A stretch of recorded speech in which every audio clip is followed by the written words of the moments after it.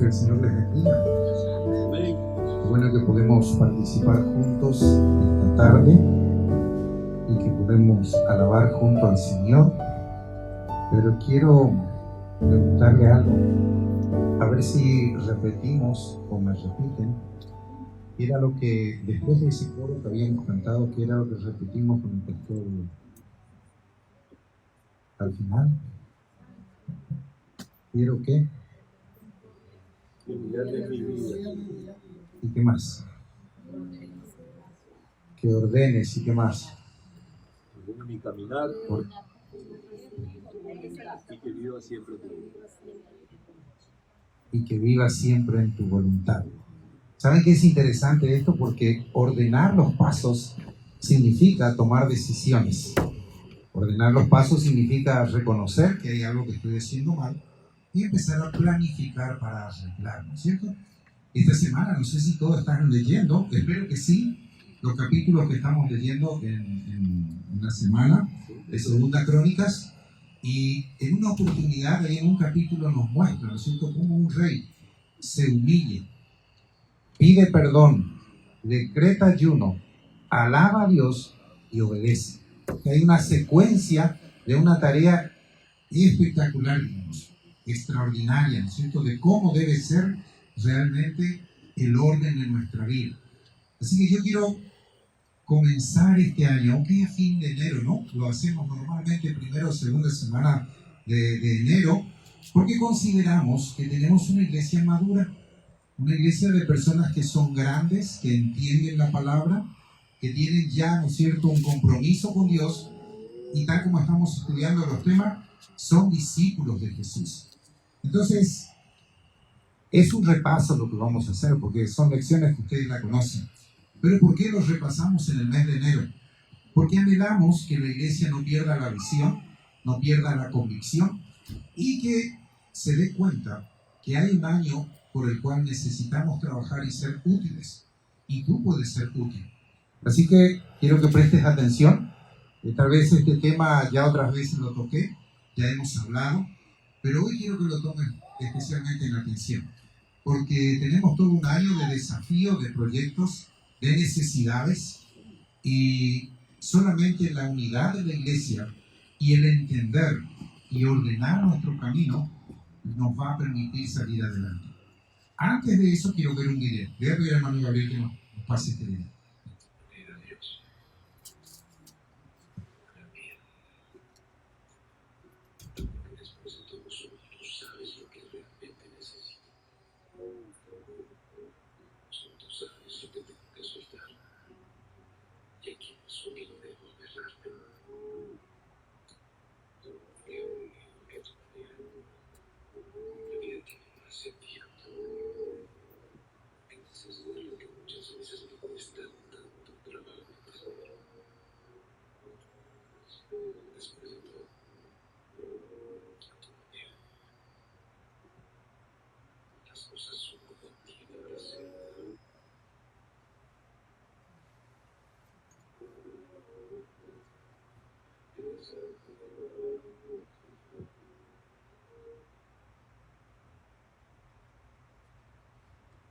Teníamos el micrófono un poquito bajo, pero era para que usted escuche solito, ¿no?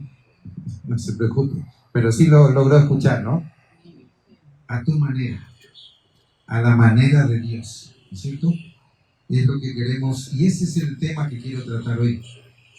Vamos a ordenar algo en nuestra vida, pero a la manera de Dios. ¿Y qué creen? El tema es la administración del dinero a la manera de Dios. Hablamos mucho, ¿no es cierto?, del dinero, de las necesidades. Por ahí tenemos experiencia que vemos, ¿no es cierto?, de que de golpe hay iglesias que realmente todo el año, ¿no es cierto?, están predicando sobre la necesidad del diezmo, la necesidad de las ofrendas, de los gastos de la iglesia, y usted ve púlpitos saturados, ¿no es cierto?, hablando de la economía. No se da así en esta iglesia, nunca fue así ni lo va a ser. ¿Saben por qué? Primero porque entendemos que trabajamos con gente madura, gente que ama a Dios, que tiene un compromiso con Dios y que más allá de todo sabe que fuimos llamados para servir y que somos administradores, ¿no es cierto?, de todo lo que Él nos da. Saben que para entender este tema, administrar a la manera de Dios, ¿por qué tuve la idea de que veamos este videito? Porque ahí nos hace ver que esta persona que hizo, ¿no es cierto?, está diciendo a Dios, quiero ser a tu manera. O sea, está reconociendo que su manera personal o mi manera, no funciona, o no ha funcionado nunca. Entonces ahora, por fin me decido a hacerlo a tu manera. Hermanos, la administración del dinero a la manera de Dios trae bendición. Yo no sé cómo está tu situación, probablemente bien, probablemente mal, ¿no es cierto? Pero yo quiero que evalúes un poquito este tema en tu vida y tomes la decisión de hacerlo a la manera de Dios. ¿Sabes por qué? La iglesia tiene un gran desafío. La iglesia nace con un corazón misionero y nosotros tenemos varios proyectos misioneros que gracias a Dios la iglesia sostiene, y hay muchos más. O sea, las necesidades nos rebalsan, los pedidos de ayuda nos ganan, ¿no es cierto?, a lo que tenemos. Y entonces queremos que si Dios nos llamó en una ciudad tan importante como esta, con tantos recursos y con tantas posibilidades, creemos que Dios nos llamó también a hacer ese soporte económico para aquellos hermanos que no lo tienen, para aquellos niños que no lo tienen, para aquellos lugares que no lo tienen. Y vamos a tener todos los domingos del mes, el último domingo del mes, vamos a tener un tema, ¿no es cierto?, misionero. Y no les voy a hablar todos los fines de mes del dinero. Vamos a compartir todo lo que la iglesia está haciendo, ¿no es cierto?, a nivel misionero, fuera del país, fuera de nuestras cuatro paredes. ¿Y saben por qué queremos intensificar en esto? Porque si decimos que nacimos con una visión misionera, debemos mantener esa visión. ¿Lo hemos logrado? Creo que sí. ¿Tenemos una iglesia con visión misionera? Creo que sí, pero necesitamos sostener. Y saben que no es tan fácil llegar, o mejor dicho, es más fácil llegar, lo más difícil es sostener. Porque cuando usted quiere llegar a un objetivo, usted lucha con toda su fuerza y lo alcanza. Pero ahí a veces pierde la motivación o pierde las ganas o se le va, ¿no es cierto?, el entusiasmo, y entonces cuesta mantener. No queremos que nos pase eso, ¿no es cierto? Pero saben que para entender la administración desde la perspectiva de Dios, debemos entender o conocer primero la historia. ¿Cómo se manejó la iglesia primitiva? O sea, ¿qué récord tenemos de la iglesia primitiva? Si usted va a Hechos y ahí al principio, ¿no es cierto?, ¿cómo actuó la iglesia primitiva? Porque ustedes saben que más allá del conocimiento de la palabra de Dios que tenemos, más allá de las experiencias que podemos aprender de la palabra de Dios, debemos aprender de nuestra historia. Porque quien se olvida su historia, ¿no es cierto?, vuelve a cometer los mismos errores. Entonces, la mejor historia bíblica que podamos tener es ver cómo actuó la iglesia en distintas épocas y en distintos momentos de este mundo, y cómo Dios ha bendecido también y cómo actuó Dios. ¿Saben? Una de las cosas lindas que estamos descubriendo es quién es Dios. En los estudios los jueves. Yo sé que te lo perdés, pero no te preocupes, te animo a que vengas. Porque lo que estamos aprendiendo es quién es Dios. Porque ese Dios que hace 4.000 años atrás, o 3.000 o 2.000 años, actuó, ¿no es cierto?, y hizo tantas cosas extraordinarias, es el mismo al que servimos hoy y con el que caminamos hoy. Pero a veces miramos nuestra vida real y en nuestra realidad Dios no se mueve como en ese tiempo. ¿Y cuál es la diferencia? ¿Será que es Dios o será que somos nosotros? Creería que del otro lado no está el problema, ¿no? El problema está de nuestro lado. Queremos mejorar eso. Así que cuando vamos a tocar un tema, lo primero que usted tiene que ver es el origen, ¿cierto? Para todas las cosas. Si usted quiere aprender y conocer si es bueno o es malo, busque el origen. ¿Por qué nació? ¿Cómo comenzó? ¿Quién lo formó? ¿Con qué actitud? ¿Con qué corazón? ¿Con qué principios? Sea bíblico o no, ¿no es cierto? Cualquier acción que usted quiera saber si es buena o mala, vaya al origen y usted va a salir de la duda. Así que, hablando de origen, tenemos que hablar de la iglesia de Jerusalén, ¿no es cierto? Porque era la iglesia, o es la iglesia madre.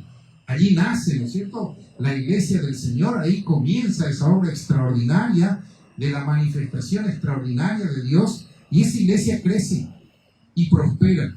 Pero no solamente crece localmente, sino que envía obreros. Ustedes saben que de Jerusalén salió todo el mensaje evangelístico para todo el mundo. Ese día de Pentecostés Cuando Dios hace esa obra extraordinaria de enviar al Espíritu Santo y la gente habla en distintos idiomas, ¿no es cierto? Porque ahí está otro gran problema, que tenemos mala interpretación cuando hablamos del don de lengua y hablamos de cualquier cosa menos de idioma. Estamos confundiendo el origen del don de lengua. Vaya a Hechos capítulo 2 y usted va a entender claramente cómo se manifestó el don de lengua. ¿Cuál fue el propósito? El propósito era que todas esas naciones del mundo existente que llegaron a Jerusalén para adorar, entendieran el mensaje, reconocieran a Jesús como Señor y Salvador, y ahora ellos en su propio idioma iban a sus propias naciones llevando ese nuevo mensaje. Ese fue el propósito, ¿cierto? Bendición. Cuando usted entiende esto, se da cuenta que no hay confusión en la palabra. ¿Y saben qué pasó? En este momento, como en todos, ¿no es cierto? En este momento la iglesia de Jerusalén estaba pasando, después de un tiempito, porque primero empezó muy bien, al punto que había familias que habían vendido sus propiedades, habían dado, ¿no es cierto?, de sus recursos y habían hecho grandes inversiones en el reino de Dios para que el evangelio se extendiera. O sea, la iglesia de Jerusalén empieza fuertemente económicamente, ¿no es cierto? Ustedes recuerdan, por ejemplo, Bernabé fue alguien que vendió unas propiedades y donó a la iglesia para que la iglesia continuara con su trabajo. Recuerdan a Ananías y Zafira, el caso, ¿no es cierto?, de ellas, desobedecieron y ahí hubo un problema grave también. Pero después de un tiempo, como todas las cosas, la economía bajó.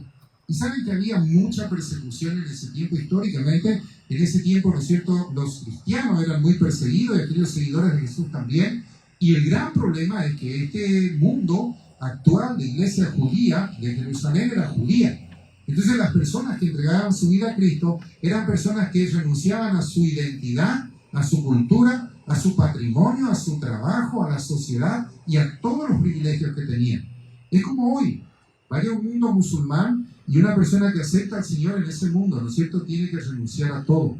A veces hasta lo matan.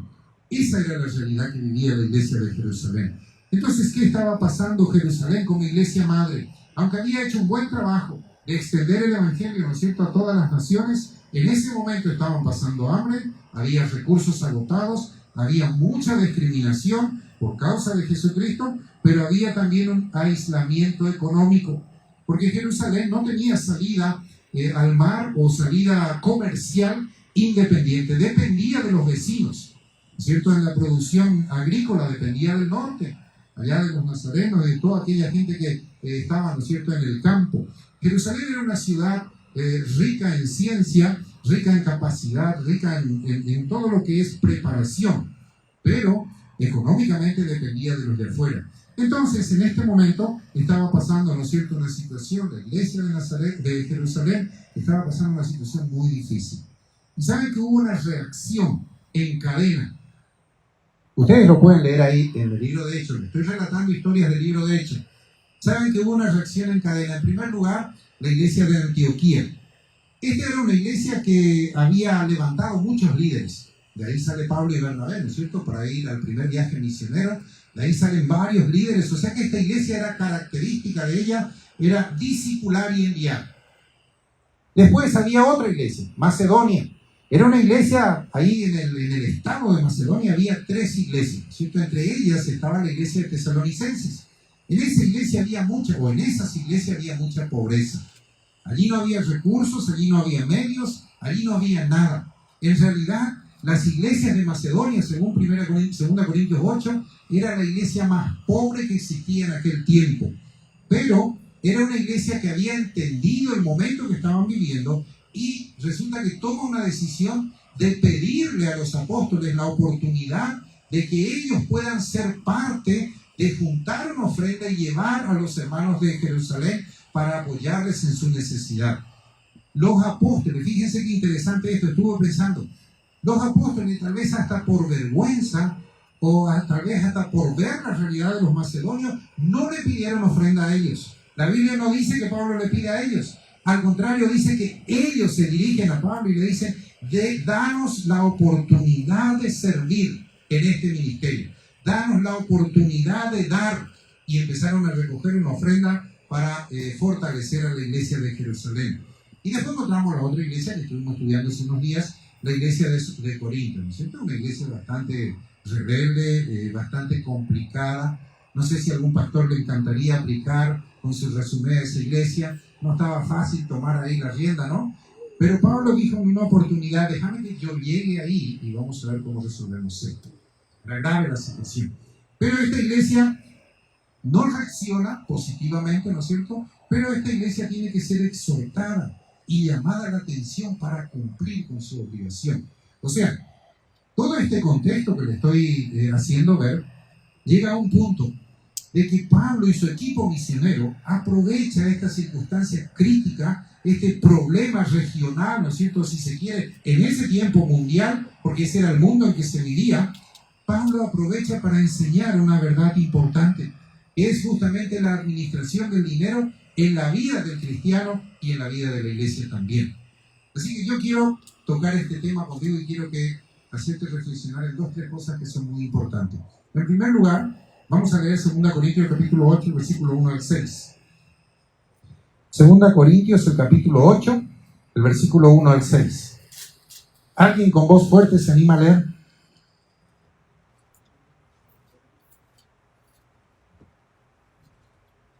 Sí, palabra de Dios dice así: asimismo, hermanos, os hacemos saber la gracia de Dios que se ha dado a las iglesias de Macedonia, que en grandes pruebas de tribulación la abundancia de su gozo y su profunda pobreza abundaron en riqueza de su generosidad. Pues doy testimonio de que con agrado ha dado conforme a sus fuerzas y aún más allá de sus fuerzas, pidiéndonos con muchos ruegos que le concediésemos el privilegio de participar en este servicio para los santos, y no como lo esperábamos, sino que asimismo se dieran primeramente al Señor y luego a nosotros por la voluntad de Dios, de manera que exhortándonos a Tito para que tal como comenzó antes, asimismo acabe también entre vosotros esta obra de gracia. Gracias, hermano. Fíjense, esta es la historia, ¿no es cierto?, de la iglesia de Macedonia, donde estos misioneros estaban visitando distintas iglesias y estaban recaudando fondos para proveer o para apoyar en cierta manera a la iglesia madre, a la iglesia de Jerusalén, que en este momento estaba pasando una situación delicada económica. En otra oportunidad, uno de los escritores de la Biblia dice, ¿no es cierto?, ¿es bueno acaso que ahora, ya que ellos nos brindaron a nosotros la oportunidad de conocer a Dios y el Evangelio, que nosotros ahora le brindemos esta oportunidad económica para que ellos puedan seguir adelante? Ya Pablo hace una pregunta allí muy real, ¿no es cierto?, y dice, ahora nos toca a nosotros. ¿Y saben lo que pasa? Quiero que analicemos esta iglesia de Macedonia, o las iglesias de Macedonia. No era una sola, eran 3. Entre eso estaba la iglesia de Tesalonicenses. Fíjense que en el versículo 2, lo primero que se ve que hay una situación de profunda pobreza. O sea que si tú y yo estuviéramos en esa situación, estaríamos diciendo, no, pero estamos muy pobres, no podemos dar. ¿Qué vamos a ayudar nosotros si no tenemos nada que dar? Yo tengo sueldo mínimo, por lo tanto no puedo apoyar. Voy a orar por aquellos que apoyan, pero la verdad, a mí no me alcanza.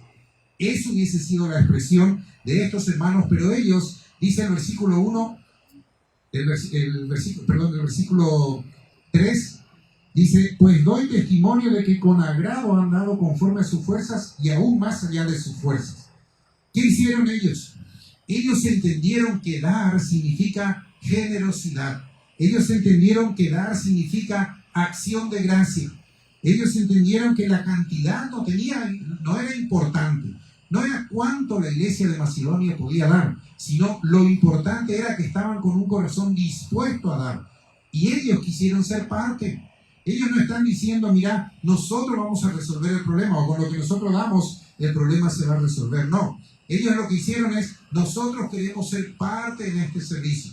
Queremos integrar y ayudar en este problema para que la iglesia de Jerusalén pueda seguir adelante. Fíjense que el versículo más adelante dice, pidiéndonos con muchos ruegos que le concediésemos el privilegio de participar en este servicio para los santos.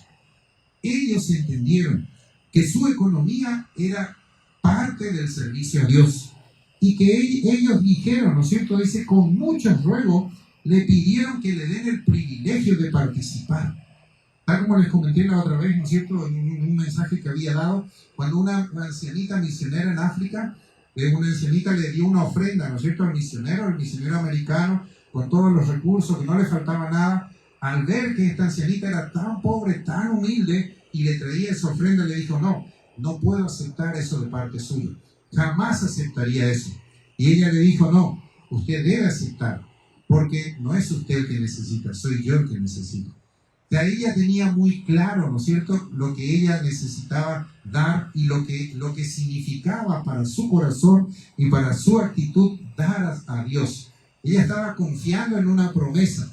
Y saben que nosotros, hermanos, muchas veces no estamos confiando en esa promesa. No estamos tomando muy livianamente nuestra situación económica. Y déjame decirte que esto también es parte del fracaso en tu vida. Esto es parte de que, no sé cuántos años tengas aquí, pero que sigas viviendo de cheque a cheque. Te lo digo de verdad. ¿Sabes por qué? Porque la bendición de Dios viene detrás de un corazón dadivoso y un corazón dispuesto a dar a la obra del Señor. Yo pudiera contarte un montón de testimonios propios aquí de la iglesia, de personas que han decidido tomar un compromiso serio con el Señor y con la obra misionera y han prosperado. Y a veces hablar de prosperidad, ¿no es cierto?, solamente pensamos que es tener el carro nuevo o tener la casa. Eso es parte de la prosperidad. Y a veces ni es la prosperidad, ¿no es cierto? Porque eso a veces trae divisiones de hogar, familia y tantas cosas más. Pero la prosperidad es mucho más que eso. La prosperidad es unión familiar, es tener la seguridad en la educación de tus hijos, es asegurar la universidad de tus hijos, es estar tranquilo de que tus hijos no van a ir hacia el mundo, es darle algo que vale la pena a cada uno de tus hijos. Y esta ciudad tiene la capacidad de devorar a nuestros niños y a nuestros jóvenes. Y si tú no haces un compromiso con Dios como padre, no creo que tengas la capacidad de vencerla a esta ciudad, porque esta ciudad es muy, muy grande y tú no lo vas a poder. Solamente en relación con Dios y con principios de Dios vamos a poder lograr las metas y los propósitos que tenemos, y esos son grandes bendiciones. Te lo puedo decir con mucha experiencia y con mucha paz en mi corazón. Ver, ¿no es cierto?, ciertas cosas en mi vida que no me merezco, que no fui yo el que hice, que no fui yo el que tuve que dar o poner el mayor de los esfuerzos, pero una cosa sí, y es lo que siempre enseñé, el compromiso y la fidelidad con Dios. Eso cambia todo, eso resuelve todo, eso satisface todo. Y saben que esta iglesia estas iglesias de Macedonia, dice que ellos aprendieron a participar de este servicio de dar con sacrificio. Aquí había una diferencia, ¿no es cierto?, con otras iglesias. Las otras iglesias tal vez tenían para dar. Por ejemplo, Antioquía sí tenía un poco más para dar, porque era una ciudad próspera, pero los de Macedonia no. Pero cuando ellos entienden que tienen que hacer un sacrificio, ellos decidieron hacer un sacrificio con Dios. Fíjense, Pablo mismo reconoce esto en el 5, dice, no como lo esperábamos, sino que asimismo se dieron primeramente al Señor y luego a nosotros por la voluntad de Dios. De manera que exhortamos a Tito para que tal como comenzó antes, asimismo acabe también entre vosotros esta obra de gracia. Pablo dice, no como lo esperábamos, sino que asimismo se dieron primeramente al Señor y luego a nosotros por la voluntad de Dios. O sea, rompieron las expectativas inclusive de los apóstoles, de los líderes de ese momento. Ellos no esperaban esto de parte de ellos. Pero ¿qué hicieron estos de la iglesia de Macedonia? Que agarraron y entregaron lo poco que tenían con sacrificio. Probablemente uno dejó de salir a comer una noche, ¿no es cierto?, afuera para guardar ese fondo para apoyar a la obra. Probablemente dejó de comprar lo que más le gustaba, no cambió de zapato, no cambió de ropa para poder dar, ¿no es cierto?, y que la obra en Jerusalén pueda prosperar. Hermanos, estos pequeños sacrificios que hacemos por la obra del Señor, Dios lo ve y Dios sabe cómo recompensar. Te voy a explicar lo que es el sacrificio, ¿no es cierto? A veces no entendemos bien qué hacer las cosas con sacrificio. El concepto de sacrificio es renunciar a algo valioso con la intención de lograr un propósito. Todo lo que yo tengo es valioso y todo lo que yo tengo yo lo valoro, ¿no es cierto? Y le doy un valor muy alto. Y trate usted de sacarme algo a mí y usted se va a dar cuenta cuánto valoro lo que tengo. Yo le digo a las vendedoras que me quieren vender a mí, yo soy el peor comprador. Si usted logra convencerme a mí, usted es un profesional.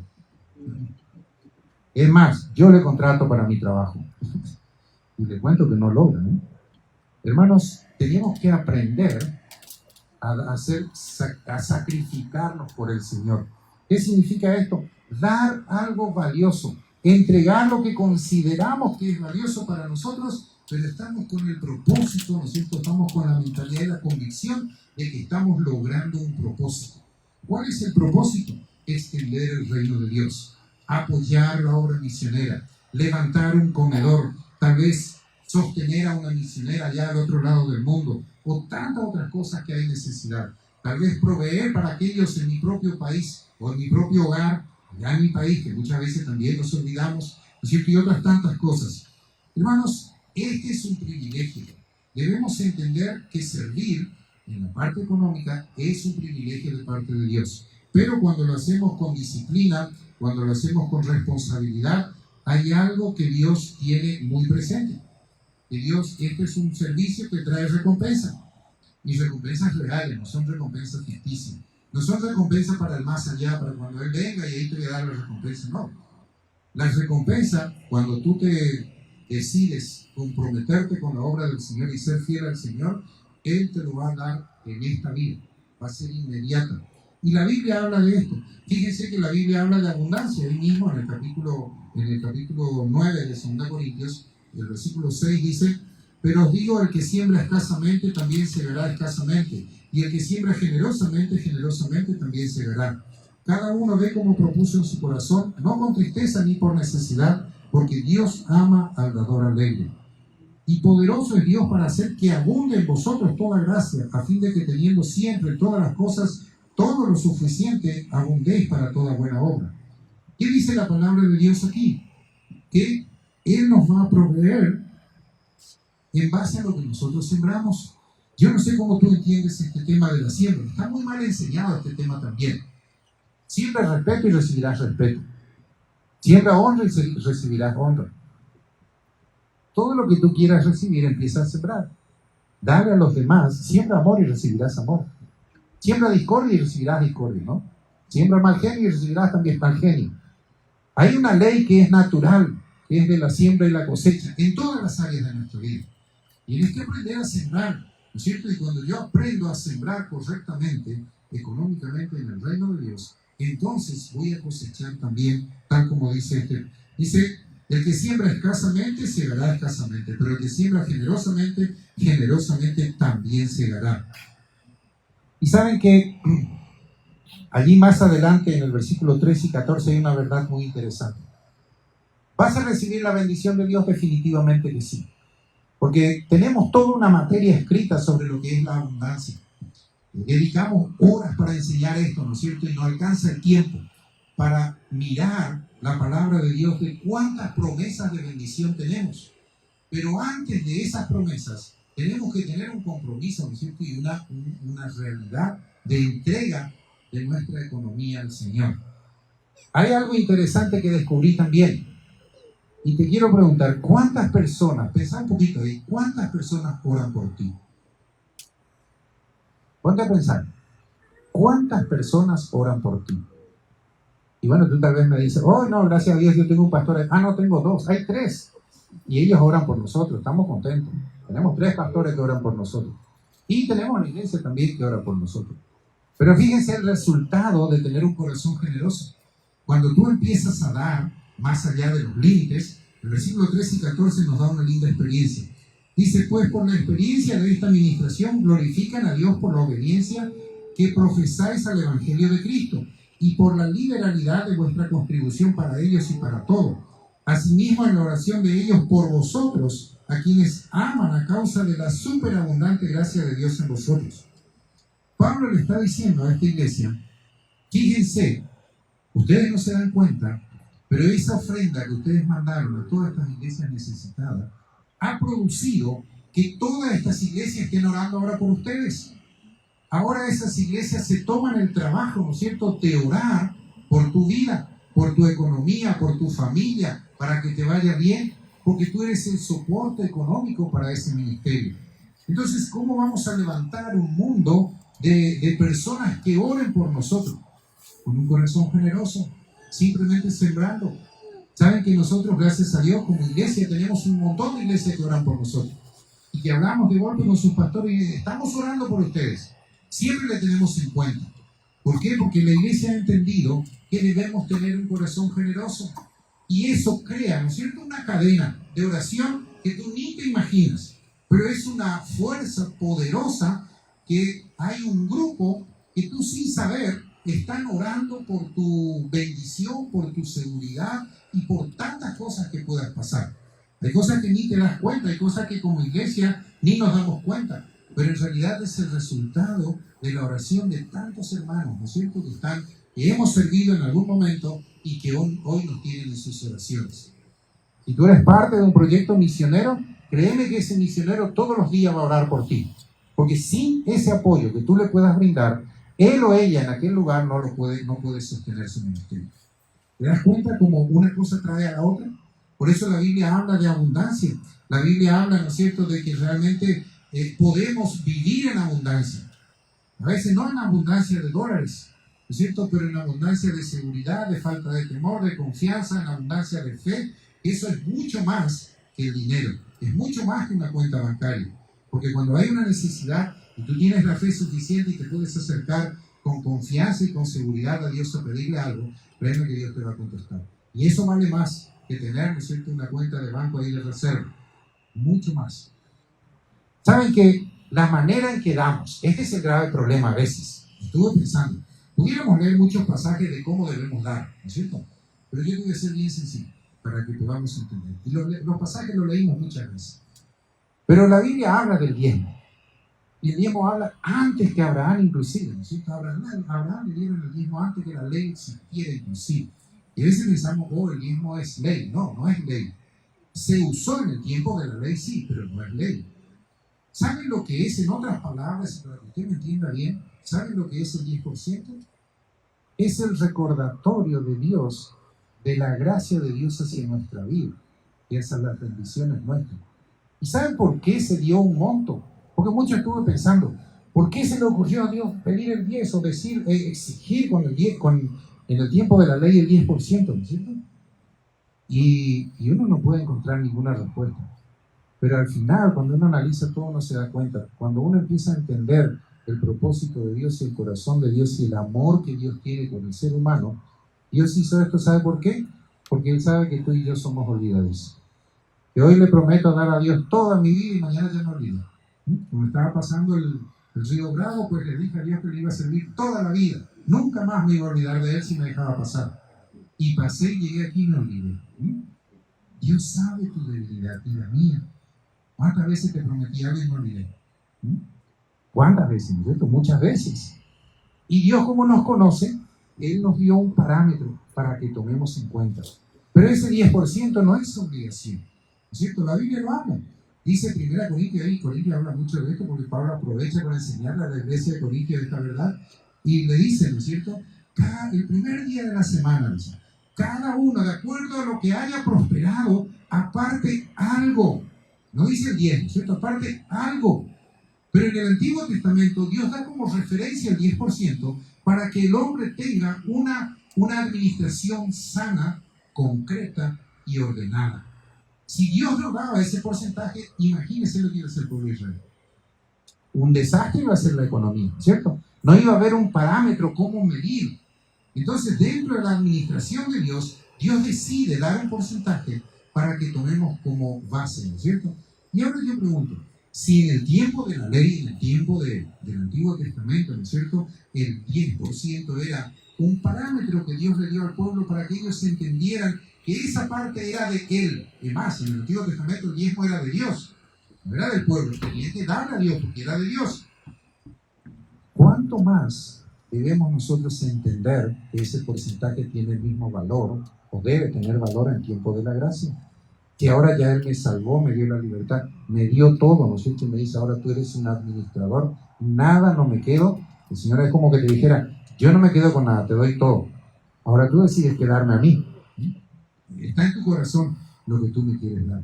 Y ¿saben qué? Cuando yo empiezo a entender esto, me doy cuenta que lo que Dios premia es la fidelidad, ¿no es cierto? Y Dios premia la continuidad, porque hablando de fidelidad significa continuidad, ¿no es cierto? Dios premia esa fidelidad. ¿Sabes qué? Es interesante que la fidelidad trae orden y trae administración. Porque una iglesia que tiene miembros diezmadores fieles puede trabajar con presupuesto. ¿Por qué? Porque sabe que entra tanto por mes porque sus miembros son fieles. Y entonces la iglesia puede hacer un programa completo en el año, ¿no es cierto? Ya distribuyendo los ministerios con fondos y con todo, porque tiene un presupuesto ordenado. Pero ¿qué pasa cuando una iglesia es indisciplinada y no tiene un compromiso fiel con el Señor? Ni la iglesia puede hacer presupuesto. No me pregunto el plan si tiene la iglesia presupuesto, no, porque si no es usted que lo tiene, por las dudas. No descubramos, no sacamos el hilache. Hermanos, pero esa es la verdad, ¿cierto? Entonces, ¿qué es lo que Dios está esperando de nosotros? Fidelidad. ¿Y sabes qué? Te voy a enseñar algo. Mínimamente deberías dar el 10%. Mínimamente. ¿Cierto? De ahí en más. ¿Sabes que tenemos testimonios de compañías que dan el 90% y viven con el 10%? Empezaron con 10% y le empezó a ir bien, entonces empezaron a sumar y llegaron al 90% y hoy viven con el 10%. Hermanos, así hay muchos testimonios. El problema es que nos cuesta tanto agarrar esa verdad y creer en esa verdad, pues es un acto de fe. Cuando yo tengo mi sobra ahí en la mano y todo lo que tengo no me alcanza, inclusive para los gastos que tengo, ¿cómo voy a confiar? No sé, ¿cómo voy a sacar ese 10 si todavía ni la luz pagué? ¿Cómo voy a sacar ese 10 si es justo el valor del gasto que tengo que pagar? Si es el monto que tengo que completar para la renta. Entonces no lo saco, ¿no? Pero ¿saben qué? Esa es la prueba que Dios nos pone. Y eso es lo que Él quiere, probar tu fe. Apartar sin mirar las necesidades y después empezar a administrar lo tuyo. Y tú vas a ver cómo Dios hace grandes cosas. Yo te puedo contar, inclusive pudiera hoy pedir a algunos hermanos que pasen aquí, cuenten su experiencia, cómo han salido de situaciones que nunca pensaron salir. Y lo han salido, ¿no es cierto? Con el único compromiso de entender de que lo primero está Dios. Hermanos, ¿y por qué, como le decía al principio, por qué hablamos esto al principio del año? Porque queremos que tú tengas un año bendecido, ordenado y que la iglesia también prospere. Porque tu prosperidad es la prosperidad de la iglesia. Si tú no prosperas, la iglesia tampoco puede prosperar. Queremos crecer, queremos hacer varias cosas, ¿no es cierto? Y ahí usted mira el programa de la iglesia y usted va a ver que hay grandes desafíos. ¿Cómo lo vamos a hacer? Entre todos. ¿Cómo hizo la iglesia primitiva? ¿Cómo resolvió el problema de Jerusalén? Entre todos. Las iglesias de Macedonia, aunque eran pobres, decidieron colaborar, ¿no es cierto?, con lo mínimo, pero ser parte del proyecto. Así que tú no tienes excusa. No hay manera que tú puedas justificar de que no tienes un compromiso económico con Dios. Y saben que esto no es un problema para los pastores, aunque a veces sí, pero no es un problema para los pastores. ¿Saben por qué? Porque nosotros entendemos que la iglesia le pertenece al Señor. ¿Y sabes que Dios, en vez de usarte a ti, está usando gente de afuera, gente que ni conocemos a veces, para ayudarnos a cubrir los gastos de los proyectos que tenemos? Cuando debería ser la iglesia, ¿no es cierto?, la que sostuviera. A veces Dios está usando situaciones que ni te imaginas. Si tan solo tuviéramos un día para contar los testimonios de cómo Dios sostiene económicamente a su iglesia, te vas a sorprender las grandes cosas que Dios hace en medio nuestro y tú ni lo sabes. Tú ni siquiera tienes idea. ¿Por qué? Simplemente porque muchas veces estamos actuando egoístamente. ¿Cierto? Estoy pensando primero yo, después yo y al final yo también. Quiero lograr ese sueño americano tan anhelado y entonces decido aferrarme, especialmente al dinero, ¿no es cierto?, y a las cosas económicas. ¿Qué tal si ahora te pones a pensar? Nosotros tenemos un plan, ¿no es cierto? Y ese plan misionero lo llamamos Transformando Naciones. Nuestra visión es que donde quiera que la iglesia pueda llegar haya una transformación, no solamente de corazón de las personas, sino también económica y de todo tipo. Porque personalmente creo que no hay necesidad de emigrar, ¿cierto?, para prosperar. No hay necesidad de aprender a confiar en el Señor. Emigrar puede ser una opción, pero bajo la dirección de Dios. Si tú hubieras entendido esto en tu país, no hubieses estado aquí, ¿cierto? Y si hubiéramos entendido este principio, estaríamos mucho más lejos económicamente. Conozco personas que han llegado a la iglesia sin nada, ¿no es cierto?, y hoy son grandes comerciantes y grandes empresarios. Algunos se mantienen en el camino del Señor y otros tristemente se fueron, se apartaron. Pero eso es, ¿cierto?, la triste realidad que vivimos en este mundo. Pero yo te quiero hacer tomar conciencia, amigos. Con esta institución de Transformando Naciones, lo que vamos a hacer es apoyar todos los proyectos misioneros y todos los programas de plantación de iglesia. ¿Por qué? Porque nos damos cuenta que de nosotros depende. Somos una iglesia enviadora y la responsabilidad nos toca a nosotros. Entonces, tenemos las condiciones para hacerlo. Si hacemos un cálculo, sí lo tenemos. Y mucho más de lo que estamos haciendo podemos hacer. Pero ¿sabes qué? Depende del compromiso de cada uno. ¿Y sabes qué va a pasar si tú te comprometes económicamente con el Señor y con la iglesia? Tú cada semana vas a ver cómo Dios milagrosamente empieza a cubrir tus necesidades, a sacarte de la situación que estás. Yo te lo puedo decir con experiencia. Pudiera contarte, no conoces tal vez mi testimonio, pudiera contarte, cuando trabajábamos en Paraguay, para hacerte cortita, 11:35, yo era un empresario que no necesitaba de nada ni de nadie. Y hasta yo creía que no necesitaba de nadie. Hasta yo creía que era el que sostenía la obra, ¿no es cierto?, en Paraguay, por muchas razones. Se me quemó el taller en 30 minutos, 12:05, yo no tenía nada. ¿Qué tenía? Así un metro de carbón en todo el taller, en todo el complejo, quemado, ¿no es cierto?, por el fuego y sin nada. ¿Y saben qué? Ese día recuerdo haber mirado el lugar, le llamo al encargado y le digo, mira, no quiero ver nada esta mañana. Me voy a mi casa a descansar, era las 2 de la tarde, no quiero ver un solo carbón mañana aquí. Así como empezamos de cero, lo vamos a volver a levantar.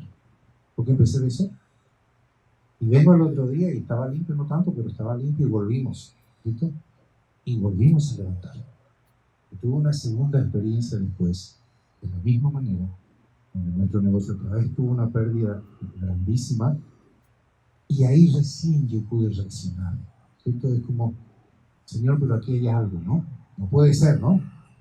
Entonces me di cuenta, no es tanto la capacidad que puedas tener para hacer negocios y sacar adelante tu negocio, sino la bendición de Dios y la dirección de Dios. Hasta ahí era un pastor joven, lleno de orgullo, ¿no es cierto? Me sentía tan capaz, tan profesional y tan útil, ¿cierto?, porque sostenía muchas cosas, y Dios con poquito, ¿cierto?, con un toquecito me demostró que no soy nadie y que no vale la pena.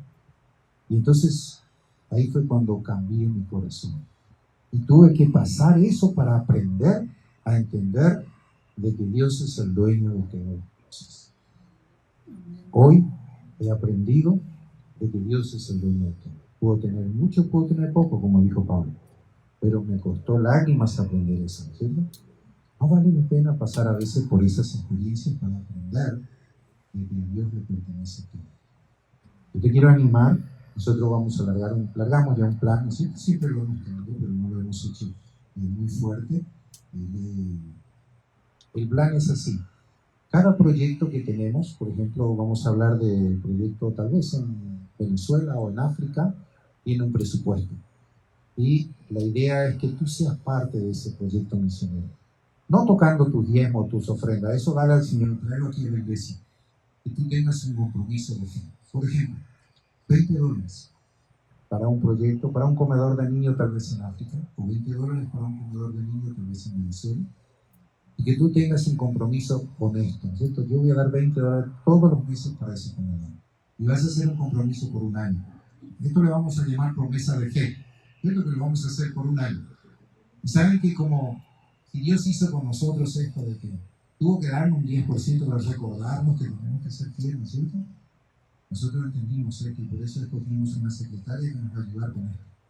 Ella va a llevar la lista, va a anotar su nombre, su promesa de fe, y usted no se enoje, pero ella todos los meses, el día que usted le dijo, ella le va a llamar a usted y le va a decir, hermano, recuerda que usted tiene una promesita de fe aquí con el Señor, de $10, de $20 para este ministerio. Entonces ella se va a encargar de recoger esto. ¿Saben por qué queremos hacer esto, hermano? Porque queremos crear una disciplina de dar. Cuando toda la iglesia tenga un corazón generoso y esté dispuesto a dar, ya no hay necesidad. Solito. Cuando esto se convierta en un hábito, no va a haber necesidad de esto. Esto va a sobreabundar. Pero hay algo que tenemos que hacer para cambiar esto. ¿Qué hacemos con nuestros hijos cuando las cosas no cambian? Y en nuestro país agarramos la chancleta, ¿no? Y la ponemos en orden. Es mi época, a mí me gusta. Pero bueno, cuando nosotros vemos que hay algo que no está bien, necesitamos corregirlo. Y de alguna manera, hermanos, como iglesia queremos corregirlo. Yo me quiero corregir, tú te quieres corregir, todos nos queremos corregir. Entonces te quiero animar, déjate ayudarte, déjate corregir por Dios mismo y opta por uno de estos planes para que tu vida pueda ir enderezándose. Y tú vas a ver qué gozo, qué paz, qué alegría trae dar para el necesitado. Pero puedo decir con mucha seguridad de que Dios va a bendecir tu vida y va a prosperar profundamente tu vida. Lo ha hecho con todos los que se han comprometido con el Señor. Y no creo que esta vez falle. Él nunca falla. Así que lo va a hacer. Entonces, hermanos, este es el plan. Hermana Andrea, pase aquí delante. Vamos a presentar para que no se olviden de usted. No la vayan a maltratar, por favor. Cuando ella le llama, usted la atiende con amor, con cariño. De la misma manera que ella ahora se acerca con cariño por usted. Y usted se va a hacer el compromiso que tiene. Todavía esta semana nos vamos a alargar, porque hermanos estamos preparando todos los proyectos que tiene la iglesia. Vamos a definir los presupuestos que hay, necesidades, ¿no es cierto? Y después entonces la hermana les va a comentar a cada uno de ustedes. Pero hermanos, queremos que esto sea un inicio de un trabajo en equipo grande y de bendición. Y que a fin de año podamos juntarnos y glorificar juntos a Dios lo mucho que hemos hecho. No solo por nosotros aquí, ¿no es cierto?, sino también por los que están afuera y necesitan. Así que vamos a orar para terminar. Y espero, hermano, que tú tomes esto como una palabra de parte del Señor y entiendas de alguien que entendió con mucho dolor y con sacrificio, ¿no es cierto?, y lágrimas, de que lo importante es darle primero al Señor. Si no das al Señor primero, Dios es capaz de cambiar tu situación por un solo segundo. Como te dije, en 30 minutos Él puede cambiar tu situación. Pero para bien o para mal, ¿no es cierto? Pero Dios es fiel. Si nosotros somos fieles, Él va a permanecer fiel. Vamos. Señor y Padre Celestial, una vez más queremos agradecerte por este momento que queremos entregarte en tus manos. Gracias, Señor, por la vida de Andrea y también por la vida de tu pueblo, Señor. Queremos entregarte este plan en tus manos, queremos servirte de manera mejor. Queremos ser fieles, Señor, a lo que tú nos has dado y lo que tú nos has prometido. Y es por eso que te pedimos que tú nos bendigas, Señor, que este año pueda ser un año próspero, especialmente en el área de misiones. Que podamos ver tu obra ser extendida, Señor, hasta el otro lado del mundo. Reconocemos, Señor, que cuando este evangelio es predicado en todo el mundo, entonces vendrá el fin. Y anhelamos estar en tu presencia y sabemos cuál es